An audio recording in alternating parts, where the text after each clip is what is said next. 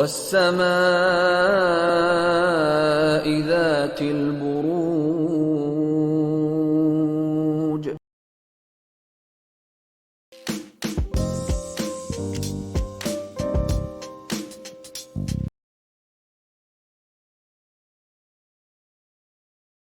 तो 18 तारीख को लगने जा रहा है चांद ग्रहण, ठीक है, जो कि बुर्ज हूत यानी पाइसिस में लगेगा।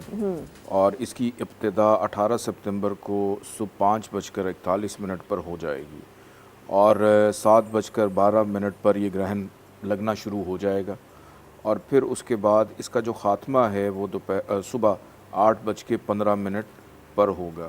और इसके जो मुकम्मल असरात हैं वो दिन में 9:47 और 27 सेकंड पर इसके ख़त्म हो जाएंगे। ठीक ये है। पाकिस्तान वक्त के मुताबिक है।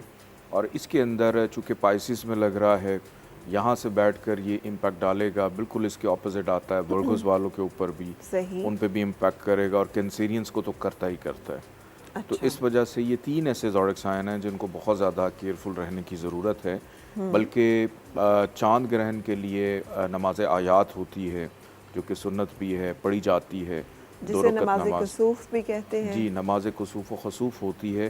चांद ग्रहण की नमाज खसूफ है और सूरज ग्रहण की होती है नमाज कसूफ। ठीक है। और सूरज ग्रहण आएगा आगे 2 अक्टूबर को लगेगा, उस पर फिर हम इंशाल्लाह बात करेंगे। ग्रहण के दौरान जो है ये पड़ी जाती है।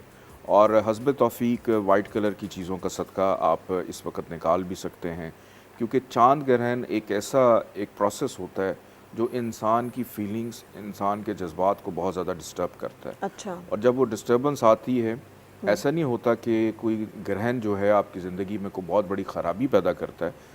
करता ये है कि आपकी फीलिंग्स को डिस्टर्ब करता है, कि आपके सोचने समझने की सलाहियत डिस्टर्ब होती है, गलत फ़ैसले हो जाते हैं।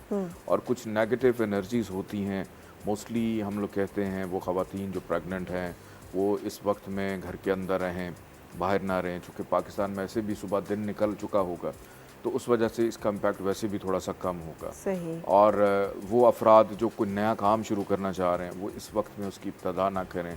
सदका खैरात दे कर के 2 मुट्ठी चावल या 2 चुटकी चावल या 2 केजी चावल का सदका जो है, जो भी आपके लिए अफोर्डेबल हो, तमाम ज़ोडिक साइन को देना चाहिए। ठीक है। कोई अहम और इम्पॉर्टेंट काम जो है वो नहीं करना चाहिए इसके अंदर। बाकी वैसे ओवरऑल अगर देखें इस पूरे वीक में तो प्लैनेट्स की पोजीशन माशाल्लाह अच्छी रहेगी। ये वैसे भी मुबारक हफ्ता है, और ये जो वीक है। हाँ जी बिल्कुल, बहुत मुबारक वीक है कि रहमतुल्लिल आलमीन की आमद का वीक है। लेकिन ज़ंजानी साहब, जैसे आप बता रहे हैं तो वो जो टाइम पीरियड है जिसमें आपने बताया कि सुबह तकरीबन 5:कुछ से शुरू होगा और 8:कुछ तक ये ख़त्म हो जाएगा, क्या यही दौरानिया है कि जिसमें नमाज भी पढ़नी है, सदकात भी देने हैं, इससे पहले और बाद में भी क्या सदकात दिए जा सकते हैं? कर सकते हैं। नमाज बाद में भी कर सकते हैं, बाद में भी सदका भी बाद में कर सकते हैं। बस आप नियत कर लें और बाद में आप चाहे ज़ोहर की नमाज के साथ पढ़ लें, आप असर की नमाज से पहले पढ़ लें, मगरिब के वक्त आप पढ़ लें, ईशा के वक्त पढ़ लें। उसकी कोई पाबंदी नहीं है कि एग्जैक्ट उसी टाइम पे, चूँकि जनाब रसूल खुदा हज़रत मोहम्मद मुस्तफ़ा सल्लल्लाहु अलैहि वसल्लम ने पढ़वाई थी। ठीक है, ड्यूरिंग ग्रहण, और जो असहाब थे उनको भी पढ़ाई थी। तो अगर उस वक्त पढ़ लें तो अफजल है, वो सुन्नत भी है। सुन्नत भी है उसी वक्त में अगर की जाए। अगर आप नहीं कर सकते किसी मजबूरी के तहत तो आप बाद में भी पढ़ सकते हैं। बिल्कुल सही। कोई और ये भी बता दीजिए कि इसके असरात भी सिर्फ इन्हीं 2-3 घंटों में रहेंगे या पता चले कि चांद ग्रहण तो आज लगा है और असरात जो है 2 हफ्ते बाद? असरात 15 दिन तक रहते हैं ऑलमोस्ट। 15 डेज तक इसके असरात ऑलमोस्ट 15 डेज तक रहते हैं। सही। और जो सूरज ग्रहण है उसके असरात 30 डेज तक रहते हैं। सही। और ग्रहणों की वैसे अच्छी बात ये होती है, लोग पता नहीं से डरते हैं। ग्रहण जो है ना ये चलते हुए तसलसल को तोड़ता है। अगर वो ख़राबी का है उसको तोड़ता है।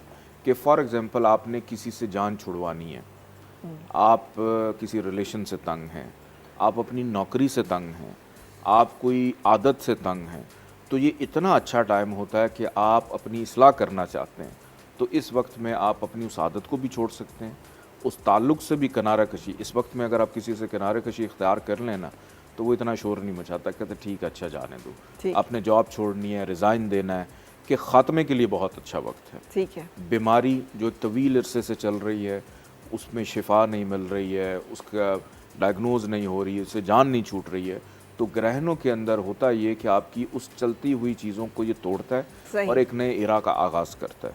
तो ये ग्रहण के फ़वाइद भी हैं कुछ। सही, बिल्कुल ज़ाहिर है अल्लाह की हर चीज़ में कोई ना कोई हिकमत मसले